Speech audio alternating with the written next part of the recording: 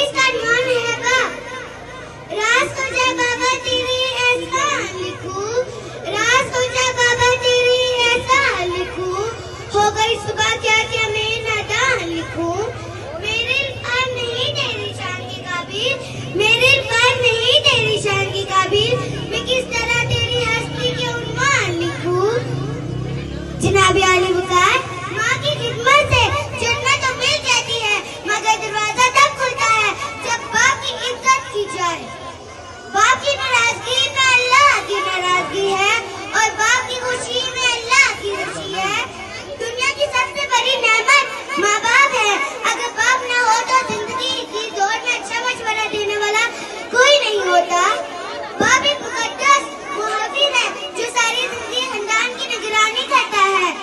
अंधेरी राह में रोशन चिराग होता है, अंधेरी राह में रोशन चिराग होता है।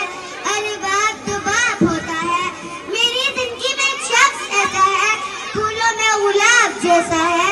जनाब सर, बाप का हुक्म मानो ताकि होशियार हो सको, बाप की सख्ती बर्दाश्त करो ताकि बदमाल हो सको।